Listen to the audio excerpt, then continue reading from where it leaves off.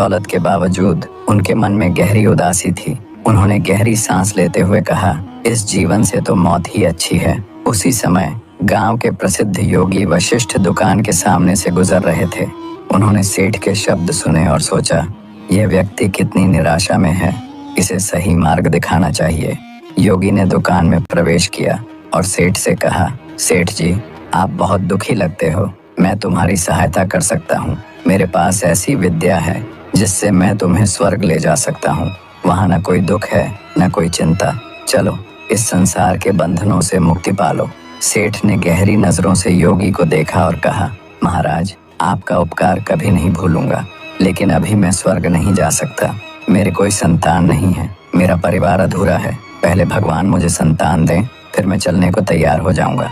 योगी मुस्कुराए और कहा, अच्छा, जैसा तुम चाहो। ये कहकर वह चले गए। कुछ वर्षों बाद सेठ के 2 पुत्र हुए।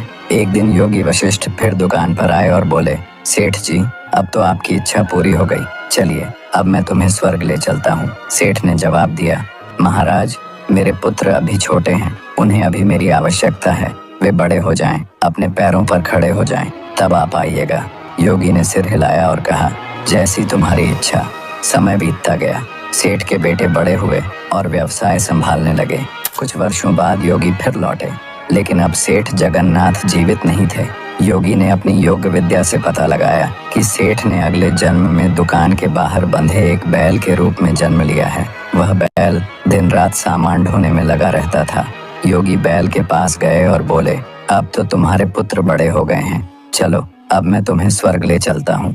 बैल, जो पिछले जन्म का सेठ था, बोला, महाराज, मैं कैसे जा सकता हूँ? मेरे लड़के इस दुकान के लिए मुझ पर निर्भर हैं। मैं जितना बोझ उठाता हूँ उतना कोई और नहीं उठा सकता।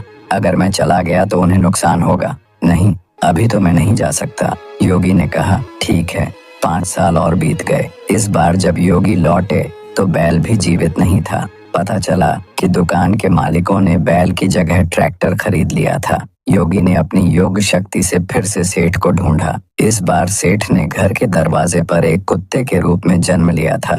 योगी ने कुत्ते से कहा, अब तो तुम्हारा कोई काम नहीं रहा, चलो अब मैं तुम्हें स्वर्ग ले चलता हूँ। कुत्ते ने कहा, नहीं महाराज, मैं कैसे जा सकता हूँ? मेरी बहू ने आज सोने के गहने पहने हैं, लड़के घर पर नहीं हैं। यदि चोर आ गए तो गहनों की रक्षा कौन करेगा? मुझे यही रहने दीजिए। योगी ने गहरी सांस ली और वहां से चले गए। कुछ समय बाद कुत्ता भी मर गया। योगी ने फिर से सेठ की आत्मा को खोजा और पाया कि इस बार सेठ ने घर के पास बहने वाली गंदी नाली में कीड़े के रूप में जन्म लिया है। योगी ने कीड़े से कहा, सेठ, यह क्या हाल बना लिया है तुमने? चलो अब मैं तुम्हें स्वर्ग ले चलता हूँ। कीड़े ने चिल्लाते हुए कहा, नहीं बाबा, मैं यहीं खुश हूँ। यहाँ से मैं अपने पोते पोतियों को आते जाते देख सकता हूँ। स्वर्ग में जाकर मैं क्या करूँगा? योगी ने सिर हिलाया और कहा, यह मोह तुम्हें हमेशा नीचे गिराता रहेगा। जब तक तुम इस मोह के चक्र से बाहर नहीं निकलोगे, तुम्हें मुक्ति नहीं मिलेगी।